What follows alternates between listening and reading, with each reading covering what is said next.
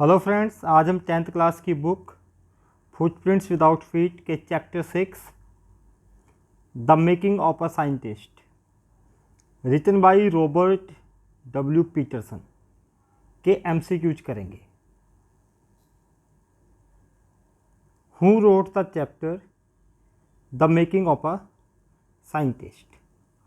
The making of a scientist chapter किसने लिखा है? आपके ऑप्शंस हैं Ruskin Bond, H.G. Wells, Robert W Peterson या फिर गाय डी मोपसेंट। तो रॉबर्ट डब्ल्यू पीटरसन ने the making of a scientist chapter को लिखा है। At what age did Albright invent the theory how cells work? Cells कैसे काम करती हैं? इस थ्योरी को एब्राइट ने किस उम्र में इन्वेंट किया? 19, 20, 22 या फिर 25? यानी ये 19 साल की उम्र में, 20 साल की, 22 या 25 साल की उम्र में। तो एब्राइट ने हाउ सेल्स वर्क इस थ्योरी को 22 साल की उम्र में इन्वेंट किया था। In which journal the article of Ebright and his friend was published? किस जर्नल में, किस मैगजीन में एब्राइट और उसके फ्रेंड का आर्टिकल पब्लिश हुआ था?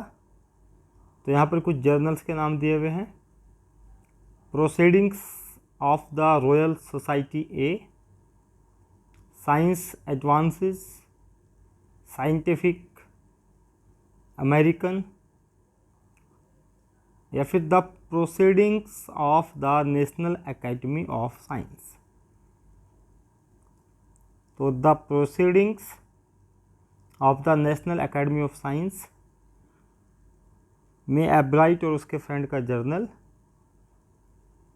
पब्लिश हुआ था। Who was Ebright's roommate? Ebright का रूममेट कौन था जिसके साथ रूम में रहता था? James R Wong, Thomas Edison, Albert Einstein या फिर हेनरी फोर्ड? तो चैप्टर को जब हम रीड करते हैं तो हमें पता चलता है कि उसके फ्रेंड, उसके रूममेट का नाम जेम्स आर वॉन्ग था। Where was Ebright born? Ebright का जन्म कहाँ हुआ था? पेंसिल्वानिया, कैलिफोर्निया, वाशिंगटन या फिर टेक्सास? तो यूएस का एक शहर पेंसिल्वानिया में एब्राइट का जन्म हुआ था। What did Ebright use to collect? Ebright क्या चीज़ कलेक्ट करता था, इकट्ठा करने की उसको आदत थी? रॉक्स, फॉसिल्स एंड कॉइन्स या फिर butterflies? Both A and B या फिर नन ऑफ दीज? तो एब्राइट रॉक्स, फॉसिल्स, क्वाइंस और बटरफ्लाइज सभी को कलेक्ट करता था, इसलिए सी ऑप्शन बिल्कुल करेक्ट ऑप्शन है, both A and B. What did his mother buy for him? उसकी मदर उसके लिए क्या खरीदती है? Telescopes, microscopes, camera and mountain materials या फिर ऑल ऑफ द अबव? तो उसकी मदर उसे ये सारी चीज़ें खरीद करके देती है। तो all of the above is the correct answer. कि टेलीस्कोप्स भी, कैमराज भी, माइक्रोस्कोप्स, माउंटेन मटेरियल से सारी चीज़ें वो उसको खरीद करके देती है। Who was the only companion of एब्राइट? एब्राइट का एकमात्र कंपेनियन साथी कौन था? His father, his sister, his mother या फिर हिज टीचर? तो उसका एकमात्र साथी उसकी मदर थी जो उसके साथ रहती थी। Richie was my whole life. Richie ही मेरा पूरा जीवन है। Who was Richie in this line? इस लाइन में रिची कौन है? Richard H Ebright, James R Wong या एब्राइट्स मदर या फिर नन ऑफ दीज? तो एब्राइट्स की मदर तो हो नहीं सकती क्योंकि वो तो ये बात कह ही रही है। जेम्स आर वॉन्ग एब्राइट के फ्रेंड हैं, ये भी नहीं हो सकते। तो रिचार्ड एच एब्राइट, जिस साइंटिस्ट के बारे में इस चैप्टर में बताया है, रिचार्ड एच एब्राइट की मदर, उसे ही रिची कह रही है। His father died when Richie यानी कि Richard was in dash grade. Richard उस समय कौन से ग्रेड में था, कौन सी क्लास में था जब उसके फादर का निधन हो गया था? सेकंड में, थर्ड में, फोर्थ या फिफ्थ में? तो रिचार्ड की मदर हमें बताते हैं कि Richard was in third grade, तीसरी क्लास में था, थर्ड ग्रेड में था जब उसके फादर एक्सपायर हो गए थे। What type of work did Abright's mother find for him when he didn't have things to do? एब्राइट की मदर उसके लिए, किसके लिए? एब्राइट के लिए क्या काम ढूंढ करके रखती थी जब उसके पास कुछ भी करने को नहीं होता था? फिजिकल वर्क, शारीरिक कार्य कराना, लर्निंग थिंग्स, चीज़ों को सीखना, राइटिंग एसेज, ऐसे लिखना, या फिर पोएम रिसाइटिंग, पोएम को रिसाइट करना। तो कोई फिजिकल वर्क या राइटिंग एसेज वर्क ऐसा नहीं देती थी उसकी मदर उसके लिए। लर्निंग थिंग्स, कि वो चीज़ों को सीख सके, ऐसा काम ढूंढ करके रखती थी। How many species of butterflies had एब्राइट collected when he was in second grade? जब एब्राइट सेकेंड ग्रेड में था तो उसने बटरफ्लाइज की कितनी प्रजातियों की खोज कर ली थी, उनको कलेक्ट कर लिया था? 20, 22, 24 या फिर 25? तो 25 स्पीसीज बटरफ्लाइज की एब्राइट ने कलेक्ट कर ली थी जब वह सेकंड ग्रेड में था। एब्राइट्स मदर गेव हिम आ चिल्ड्रंस बुक। एब्राइट के मदर ने उसको एक बच्चों की किताब दी थी। What was the name of that book? उस बुक का नाम क्या था? तो साइंस की बुक थी।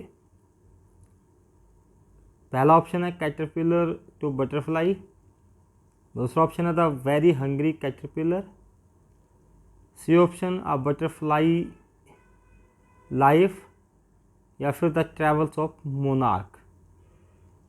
द ट्रेवल्स ऑफ मोनार्क, ये बुक एब्राइट के मदर ने एब्राइट को ला करके दी थी। What was explained in the book The Travels of Monarch 10? इस बुक में क्या एक्सप्लेन किया गया था ये बताना है। How to catch butterflies, butterflies को कैसे पकड़ते हैं। How monarch butterflies migrate to Central America, जो मोनार्क बटरफ्लाइज हैं वो सेंट्रल अमेरिका कैसे माइग्रेट करती हैं। या फिर वाइसरॉय बटरफ्लाइज लाइफ साइकिल, जो वाइसरॉय बटरफ्लाइज हैं उनके लाइफ के साइकिल को दिखाया। या फिर नन ऑफ दीज। तो बटरफ्लाईज कैसे माइग्रेट करती हैं सेंट्रल अमेरिका की ओर, ये इस बुक में बताया गया था। Who invited the readers to tag butterflies for research. Butterflies को टैग करके रिसर्च के लिए किसने रीडर्स को इनवाइट किया था? यहाँ पर 4 नाम दिए गए हैं, Thomas Edison, doctor Frederick Urquhart, Albert Einstein या फिर none of these.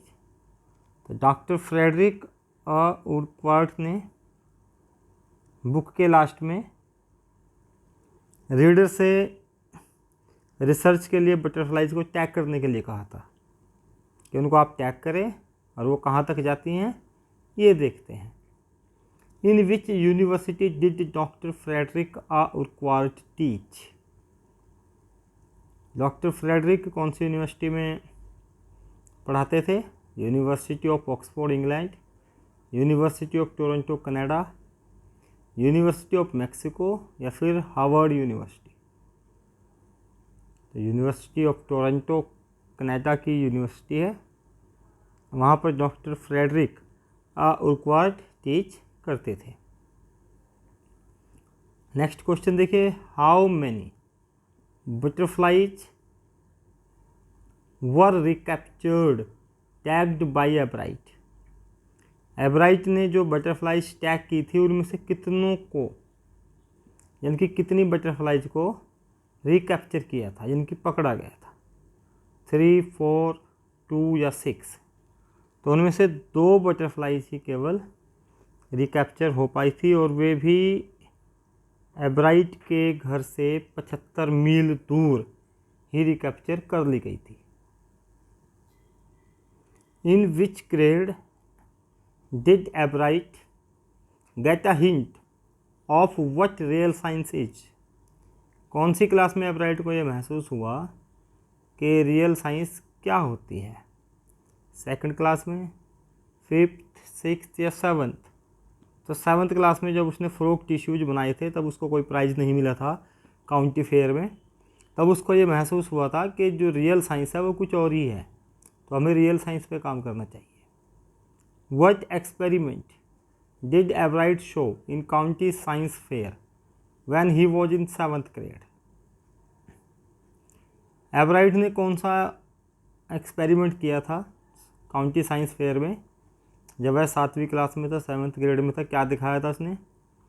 Slides of butterfly tissues, butterfly के टिश्यू की slides, slides of frog tissues, slides of cell या नन ऑफ दीज?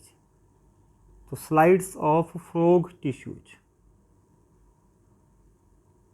ये उसने काउंटी साइंस फेयर में दिखाया था जब वह 7वीं क्लास में था। इन 8th grade what project did एब्राइट present? जब 8वीं क्लास में आ गया था 8th ग्रेड में, तो कौन सा प्रोजेक्ट उसने प्रेजेंट किया था? तब तक तो उसे ये भी महसूस हो गया था कि हमें रियल प्रोजेक्ट दिखाना है। तो he tried to find out frog life cycle, frog के लाइफ साइकिल को दिखाने की कोशिश की।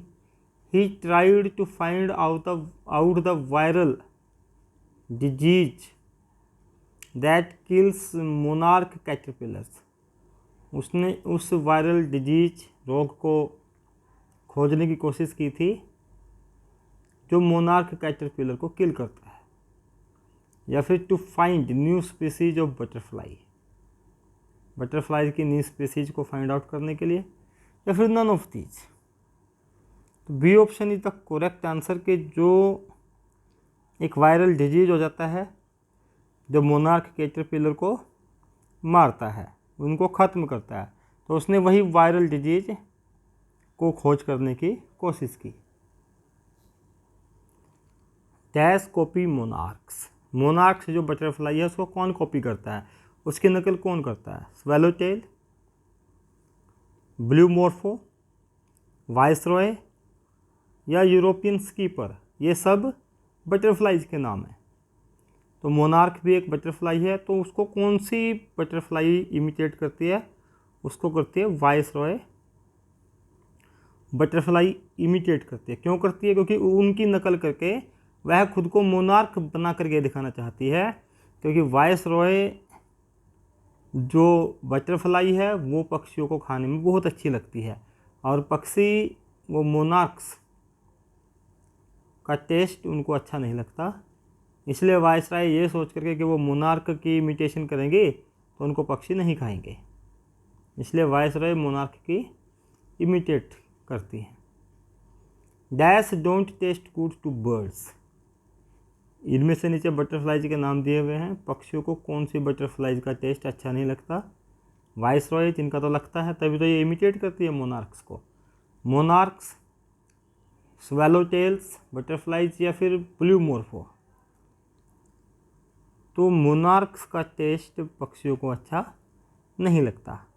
लेकिन एक बर्ड है जिसको मोनार्क का टेस्ट भी अच्छा लगता है। वो कौन सा बर्ड है? देखते हैं। विच बर्ड ईट्स मोनार्क्स। कौन सा बर्ड मोनार्क्स को भी खा जाता है? स्पैरो, स्टारलिंग, क्रो या फिर पैरेट। तो स्टारलिंग एक बर्ड है जिसको मैना बोलते हैं। ये मोनार्क्स बटरफ्लाइज को भी खा जाता है। How many tiny gold spots are there on a monarch pupa. एक मोनार्क प्यूपा के ऊपर कितने गोल्डन स्पॉट्स होते हैं? 10, 11, 12 या 14। तो एक मोनार्क प्यूपा के स्किन पे, उसके विंग्स पे 12 गोल्ड स्पॉट्स होते हैं। What is the substance in the nucleus of a cell that controls heredity? जो सेल होती है उसके केंद्र में, उसके न्यूक्लियस में कौन सा सब्सटेंस होता है जो हेरिडिटी को, वंशानुक्रम को कंट्रोल करता है? तो इसकी खोज एवराइट ने की थी। तो वो डीएनए, आरएनए या फिर बोथ ए एंड बी या फिर none of these. DNA deoxy nucleic ribonucleic acid, ribonucleic acid, RNA, या दोनों, या इनमें से कोई नहीं। तो डीएनए जो है वो किसी भी सेल के केंद्र में होता है, न्यूक्लियस में होता है, जिससे हमारी हेरिडिटी कंट्रोल होती है। ये खोज एवराइट ने की थी। It was his fascination for dash that open the world of science to him. तो इसमें बढ़ना है कि उसके लिए क्या चीज़ आकर्षक थी जिसने उसके लिए साइंस की दुनिया को खोल दिया? डॉग्स, फ्रॉग्स, बटरफ्लाइज या बर्ड्स? तो बटरफ्लाइज का जो आकर्षण था, इसके बाद इसने the travels of monarch 10 book भी पढ़ी थी, उसमें बटरफ्लाइज के बारे में था। तो बटरफ्लाइज ने ही उसके सामने दिखा दिया कि साइंस की दुनिया कितनी बड़ी है। What did he realize that was the necessary for winning a prize at the fair? क्या उसने कब महसूस किया कि क्या ज़रूरत है, किस चीज़ की आवश्यकता है प्राइज जीतने के लिए फेयर में? डिस्प्ले करने की, रियल एक्सपेरिमेंट्स करने की, थ्योरी की, या फिर नन ऑफ दीज? तो जब 7th ग्रेड में था उसने फ्रॉग्स के टिश्यूज दिखाए थे वहाँ पर, लेकिन वो रियल एक्सपेरिमेंट्स नहीं था। उसको पता था कि रियल एक्सपेरिमेंट्स वाले बच्चे ही प्राइज़ को जीत पाए हैं, तो इसलिए उसने देखा कि रियल एक्सपेरिमेंट्स जो हैं वो प्राइज़ जीतने के लिए बहुत ही ज़रूरी हैं। Where did he complete his graduation. अपनी ग्रेजुएशन एब्राइड ने कहाँ से पूरी की? ऑक्सफोर्ड यूनिवर्सिटी से, हार्वर्ड से, टोरंटो, या फिर नॉन ऑफ दीज? तो हार्वर्ड यूनिवर्सिटी से एब्राइट ने अपनी ग्रेजुएशन कंप्लीट की। Ebright was an excellent dash. एक एक्सेलेंट क्या था? प्रतिभावान किस में था? डिबेटर, डिबेट में, फोटोग्राफर, या वो एक अच्छा साइंटिस्ट था, या ऑल ऑफ द अबव? तो एवराइट एक डिबेटर भी था, अच्छा फोटोग्राफर भी था, साइंटिस्ट तो था ही, तो वह सब में ही एक्सेलेंट था। What was the purpose of 12 tiny gold spots on the monarch pupa? monarch pupa की बॉडी पर जो 12 टाइनी गोल्ड स्पॉट्स होते हैं उनका क्या पर्पज है? फॉर ऑर्नामेंटल पर्पज, केवल सजावट के लिए।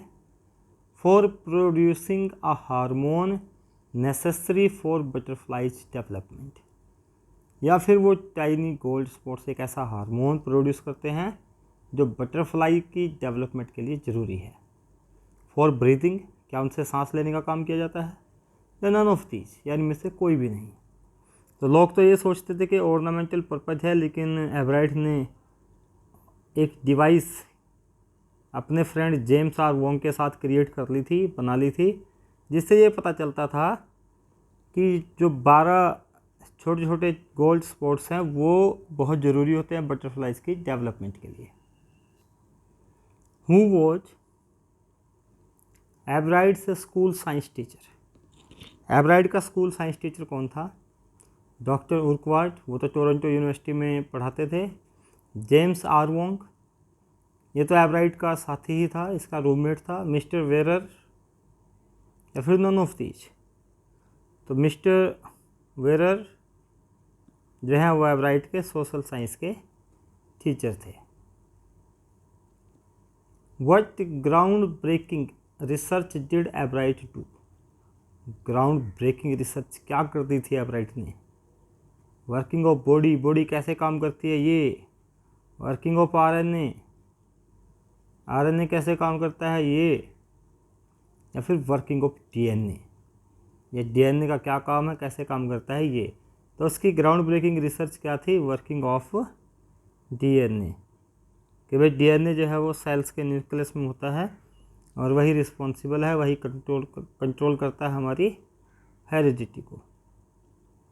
ही tried to grow dash in the presence of beetles, उसने बीटल्स की प्रेजेंस में क्या चीज़ ग्रो करने की कोशिश की?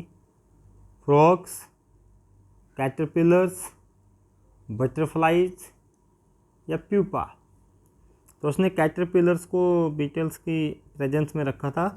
वो देखना चाहता था कि कैटरपिलर्स क्यों इतने मरते हैं, क्या कारण है कि वो जल्दी ख़त्म होते हैं। What is the correct order of a butterflies life cycle? एक बटरफ्लाई का जो लाइफ साइकिल है, जीवन चक्र है, उसका सही ऑर्डर क्या है? सबसे पहले बटरफ्लाई, फिर प्यूपा, फिर कैटरपिलर, फिर एग्स। ये तो गलत है, क्योंकि सबसे पहले क्या होते हैं? एग्स होते हैं। दूसरा ऑप्शन है एग्स, प्यूपा, कैटरपिलर या बटरफ्लाई। तो सबसे पहले एग्स तो ठीक है, लेकिन एग्स के बाद तो कैटरपिलर होता है, इसमें प्यूपा दिया हुआ है, ये भी गलत है। तीसरा एग्स, कैटरपिलर्स, प्यूपा और फिर लास्ट में बटरफ्लाई, यही सही आपका ऑप्शन है। लेकिन आखिरी ऑप्शन भी देख लेते हैं, कैटरपिलर, सबसे पहले तो एग्स होते हैं, तो ये भी बिल्कुल गलत ऑप्शन है। तो सही ऑप्शन है सी ऑप्शन, पहले एग्स, फिर कैटरपिलर्स, फिर प्यूपा और फिर बटरफ्लाई। आई होप आपको सभी एमसीक्यूज अच्छे से समझ में आ गए होंगे। अगर अभी तक आपने मेरे चैनल को सब्सक्राइब नहीं किया है तो इसे सब्सक्राइब कर दें, वीडियो को लाइक करना और शेयर करना बिल्कुल ना भूलें, और कमेंट बॉक्स में कमेंट अवश्य लिखें। Thank you and have a nice time.